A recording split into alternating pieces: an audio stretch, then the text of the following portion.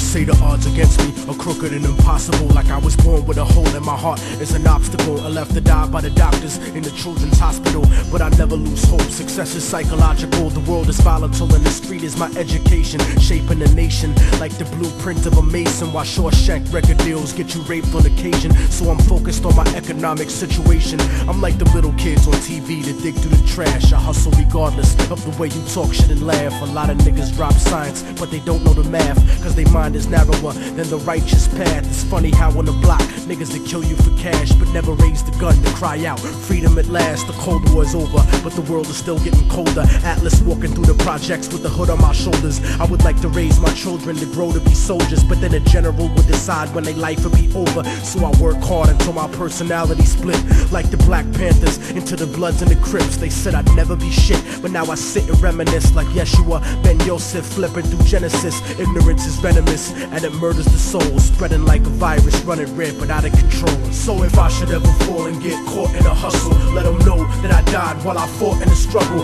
From the hood rats to rich kids lost in the bubbles, spray painted on the streets and in the subway tunnels. Write it down and remember that we never gave in. The mind of a child is where the revolution begins. So if the solution has never been to look in yourself, how is it that you expect to find it anywhere else? Immortal technique in the streets, back on the hustle, cause 3 strikes to get you life for stuffing cracks in a duffel. Upstate behind steel gates, attacked in a scuffle. Razor blade stuck on the side of pencils, hacked to your muscle. But the emptiness is what bleeds you to death when it cuts you. And it's the lawyers, not the inmates, scheming to fuck you. Trying to fight the system from inside eventually corrupts you. But that's what you get when you put a corporation above you. And it's the people that love you that seem to hurt you the most. Sometimes when they die, you find yourself cursing a ghost. But you make success, nobody delivers your fate. Sometimes you give and you take, since prehistoric vertebrates crawled out of the lakes. And that's the truth about life. More to do with the ghetto than your car rims or your ice. Cause even though we survived through the struggle that made us, we still look at ourselves through the eyes of people that hate us. But I'ma make it regardless of the trumped up charges and semi-automatic barrages that empty the cartridge. Post-traumatically scarred kids that try to be brave, cause niggas backstab each other just to try to get paid.